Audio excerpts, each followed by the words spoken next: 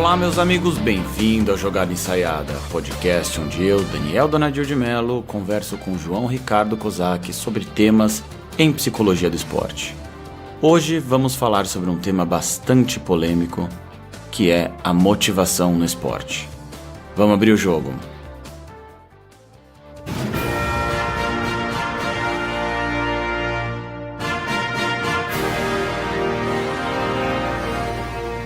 João, provavelmente o tema motivação é o mais polêmico dentro da psicologia do esporte. Até porque é o mais bagunçado de todos quando se diz respeito principalmente ao futebol. Como que a gente pode começar a falar de motivação no esporte, João? Olá, meu caro Daniel Mello, amigos ouvintes do Jogada Ensaiada.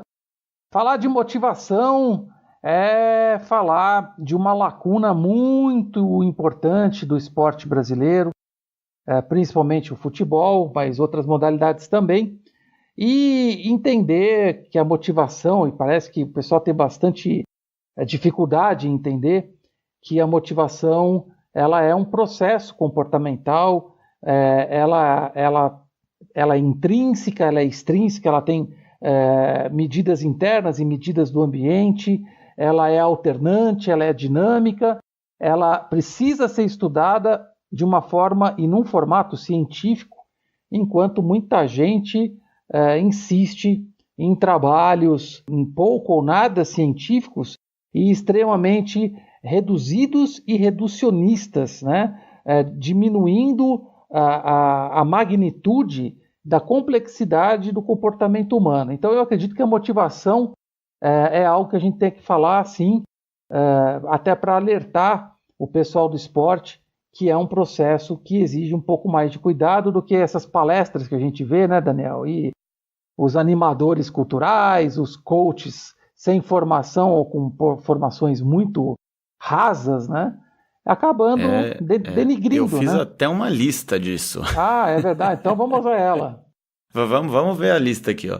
A primeira coisa que a gente vê de motivações, de vestiário, são aqueles velhos jornais na parede, que ainda existem em alguns lugares. Um horror. E que os treinadores colam os jornais nas paredes.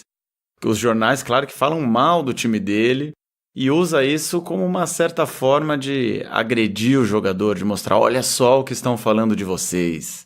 Né? Que absurdo, vocês vão ter que provar que vocês são melhores do que isso.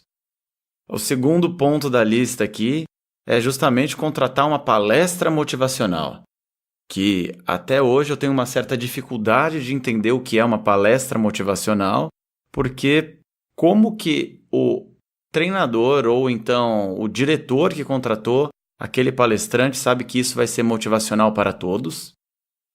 O terceiro ponto que está aqui é passar um filme, e esse é sensacional, porque aí a gente já ouviu falar dos Dois Filhos de Francisco, do filme do Ayrton Senna, e aí por aí vai, né? Por aí vai, de maneira completamente indiscriminada. Aí tem aqui também hipnólogos, que vão, sem nenhum tipo de contexto, hipnotizar o grupo. A gente já viu isso, inclusive já vimos isso, não me lembro que programa esportivo que foi, se foi no Globo Esporte, que mostrou um time com alguns jogadores sendo hipnotizados e imitando animal, e tirando cadeira de baixo, quando deita, né, em 3 cadeiras e tira uma das cadeiras. E não sei para que exatamente isso serviria no desempenho esportivo, mas isso está lá também. E por último, a palestra do capitão do BOPE, João.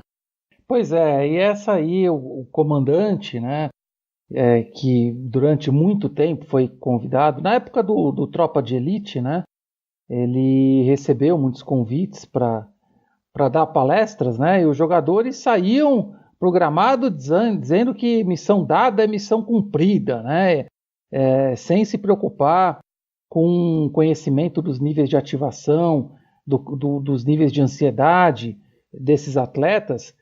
O pessoal ia lá e realmente explodia granadas, né, dentro de vestiários e nas concentrações, granadas em forma de palestras motivacionais. Já dizia o Muricy, né? O Muricy ele é muito contrário a esse tipo de ação, né?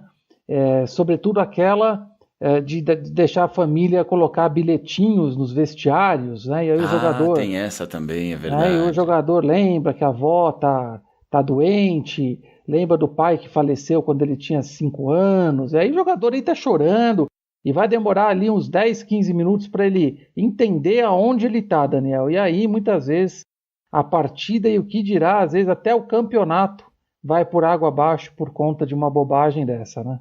Pois é, né? Eu fico pensando como que as pessoas podem imaginar motivar outras pessoas sem ter justamente o motivo da ação delas, né? Sem conhecer o motivo por que elas estão ali, o motivo individual que aquela pessoa está fazendo aquela atividade física, aquela modalidade esportiva, fazendo aquela competição. Porque atendendo vários atletas, a gente vê atletas com objetivos completamente diferentes de outros. Porque na superficialidade é claro que todo atleta está competindo para ganhar. Mas isso é muito superficial. No momento em que a gente começa a entender a real motivação do atleta, alguns, por exemplo, não têm condições de ganhar, mas eles têm condição de melhorar o seu próprio desempenho, eles têm condição de, a cada partida, se destacar em algum aspecto, ele tem condição de participar em outros níveis. Então não é apenas ganhar pelo resultado. Cada tipo de atleta tem uma motivação completamente diferente do outro. Pois é, e aí você tem que analisar, como eu disse no início, né, os fatores que são motivadores no campo interno, né, do atleta, é sua história de vida, os seus sonhos, suas aspirações, as suas potencialidades, né, e como que elas interagem de uma forma direta, né, com o ambiente, com aonde ele está, com a instituição que ele está, com a equipe, com os atletas, com o perfil de personalidade. Então, a motivação ela é um movimento muito mais complexo, acho que isso fica claro, né? Muito mais complexo e que exige muito mais cuidado dos dirigentes, dos treinadores, na hora de mexer com esse panorama comportamental das equipes, né? Seja no plano individual ou no plano coletivo. E o que a gente fica perplexo de ver é também a anuência da imprensa diante dessas atrocidades que são feitas, né? Então, outro dia eu vi lá que o Sérgio Malandro, teve uma mídia que colocou que o Sérgio Malandro foi fazer trabalho psicológico, entre aspas, né, numa equipe. Como assim, né? Um comediante foi fazer trabalho psicológico. Então, as aspas meio que vulnerabilizam o trabalho sério e, por outro lado, permitem a banalização, né? Então, aí o que acontece? Aonde a ciência não consegue chegar, as informações não chegam, esses indivíduos criam, e muitas vezes pautados e multiplicados pelas redações das imprensas esportivas, que precisam se atualizar e valorizar um pouco mais o que é a motivação, os aspectos psicológicos, emocionais e motivacionais dos atletas, para muito além do que é o que se tenta vender nos jornais e nos canais da internet, rádios e etc. Até porque o que acontece com esse tipo de intervenção da psicologia do esporte, entre aspas, como você diz, o atleta acaba não levando a sério. Então ele acaba não levando o trabalho da psicologia do esporte verdadeira a sério, porque o que ele acredita ser psicologia do esporte, o que ele acredita ser motivação, é isso. Então quando ele diz que não, ele precisa estar motivado porque ele ganha um salário, por exemplo, isso, logicamente, a gente entende que é uma motivação extrínseca, por exemplo, em que, logicamente, isso faz parte, mas isso não é tudo. E, aliás, a gente sabe que o dinheiro, muitas vezes, ele pode acabar prejudicando dependendo da forma como ele é aplicado, né? A gente tem alguns exemplos de bichos pagos a jogadores, em que cria-se o hábito de toda vez que o time ganha bicho, ganha o jogo, ele ganha bicho, e aí o que acontece? Às vezes não ganha por um outro fator que não é o próprio desempenho, aí não ganha bicho, e aí isso cria um certo clima no vestiário, aí o cara já está contando com aquele dinheiro do bicho para alguma coisa, e aí você acaba mudando os aspectos motivacionais do time por conta de uma situação financeira completamente externa que não tem, muitas vezes, relação com a real necessidade deles.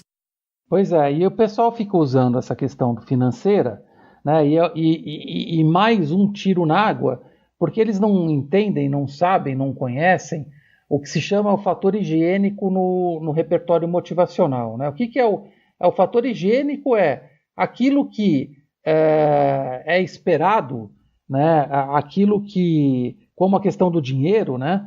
Que é esperado, quando ele está presente, não necessariamente ele vai motivar. Agora, quando falta o dinheiro, necessariamente desmotiva. Essa é uma caracterização dos fatores higiênicos, né? O dinheiro é o principal deles. Então os clubes muitas vezes ficam jogando, às vezes seguram salários. Eu já tive em agremiações que o presidente mandava cortar o salário porque achava que o time não estava se dedicando o que deveria se dedicar. Então a gente vê umas bobagens, e aí que o time não jogava mesmo, porque você pega numa equipe aí que tenha jogadores mais experientes e que mais rodados e que ganharam mais dinheiro, ficar 1 mês, 2 meses sem receber, não tem problema. Agora, aqueles que estavam no primeiro, segundo ano de profissional, de repente ficar sem aquele salário, não pagava a escola do filho, não conseguia colocar comida em casa, não ajudava os pais. Então, é preciso muito cuidado quando a gente fala em motivação, Daniel, e a questão financeira entra no meio. Claro, com certeza. E por outro lado, o que é interessante, ao invés de ficar trabalhando de uma forma superficial, colocando um reforço externo em cima dos jogadores, por que não trabalhar com as metas desses jogadores, com as metas de longo prazo, de médio prazo, as metas de temporada, as pequenas metas de jogos, de treinamento, então as metas nutricionais, físicas, psicológicas, etc., para ir trabalhando essa motivação no dia a dia dele, né?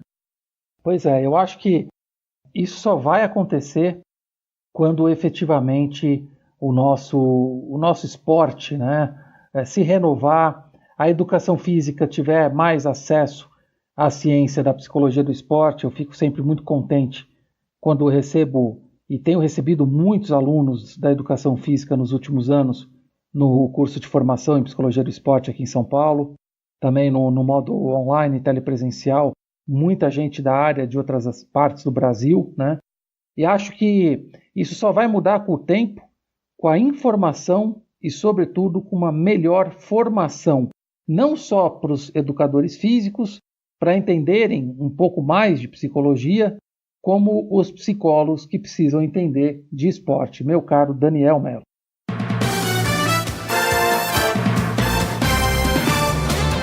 É isso aí, João. E hoje, então, a gente vai ficando por aqui.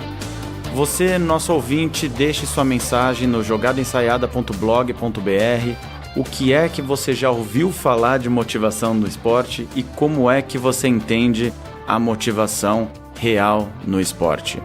Um grande abraço para vocês e um grande abraço para você também, João. Obrigado, Daniel. Outro abraço. Um abraço aí, amigos ouvintes do nosso podcast Jogada Ensaiada.